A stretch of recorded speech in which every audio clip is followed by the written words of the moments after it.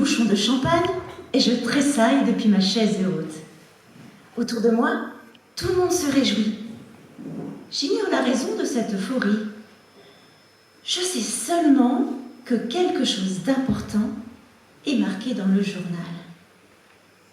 Quelque chose qui rend papa très heureux et très fier. Tiens, le voilà justement qui se rapproche de moi avec le journal. Il me pince doucement la joue en souriant et me montre une photo en noir et blanc au milieu d'une page. Je reconnais mon papa, habillé en pêcheur, tenant un très gros poisson. Je tends les mains pour attraper le journal, mais j'ai encore plein de purée sur les doigts. Et papa recule vite pour que je ne salisse pas la jolie photo. Il est vraiment énorme, ce poisson.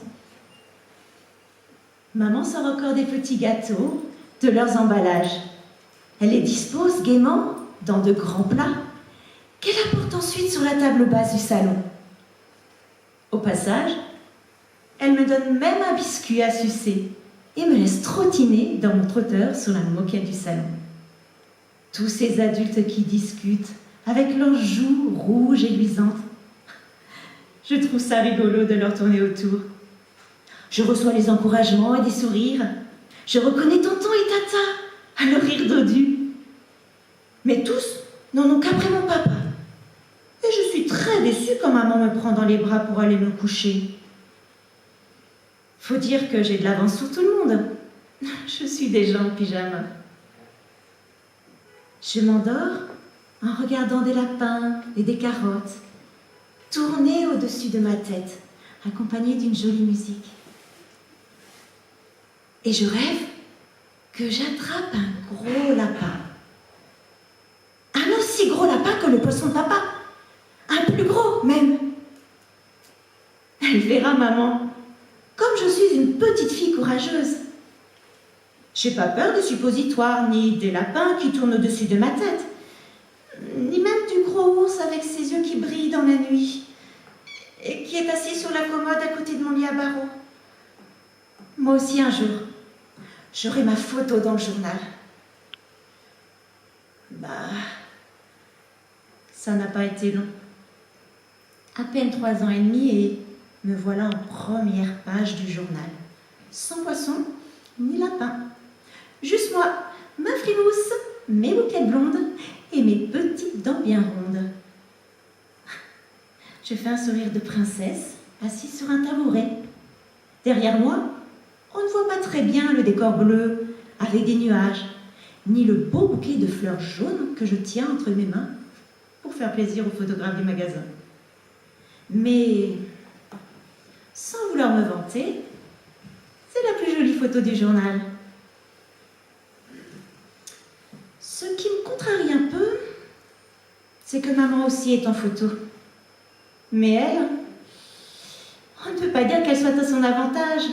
Elle a été photographiée quand elle sortait de la gendarmerie après sa garde à vue, entre 2 messieurs. Je ne sais pas lire alors. Je ne sais pas ce qui est écrit dans le journal, mais je crois qu'il doit être question de notre dernière dispute à la maison.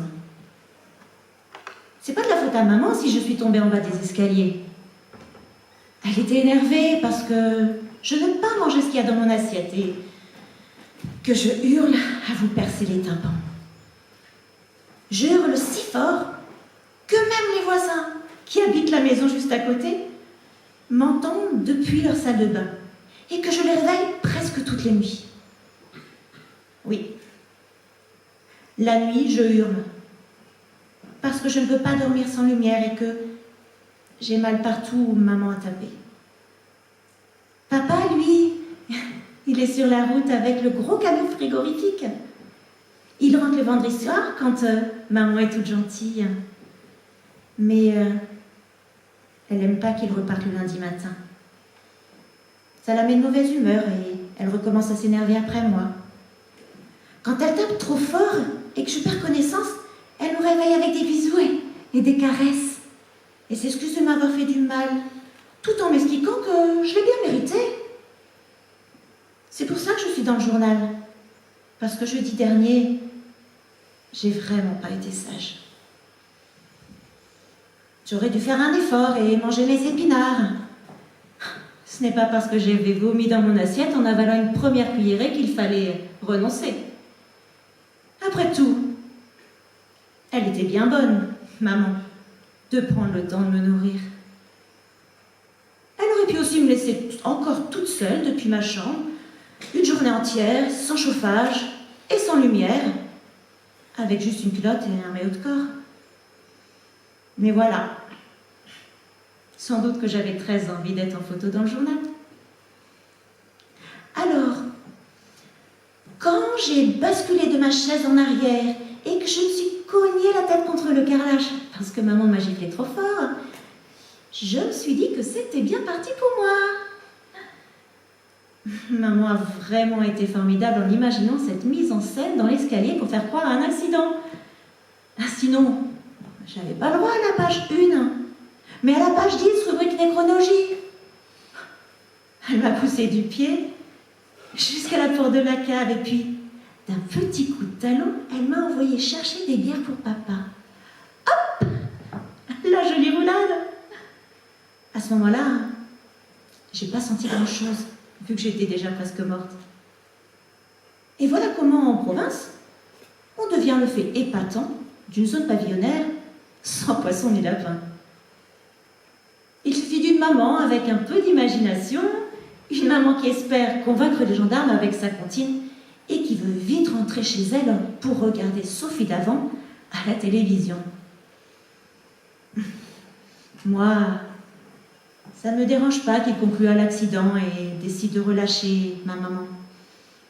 J'ai eu mon jour de gloire et maintenant que je suis morte, on ne m'oblige plus à manger des choses dégoûtantes à grand renfort de claques ni à faire pipi dans un pot tout sale. Non. Ce qui me chagrine juste un peu, c'est mon petit frère qui attend dans le ventre de maman, aussi impatient que je l'étais de venir au monde. Un petit frère tout mignon, j'en suis sûre, avec des oreilles décollées comme sa grande sœur et le même rire glouton. Ça, oui. Ça me ferait beaucoup de peine que mon petit frère ait un jour sa photo dans le journal.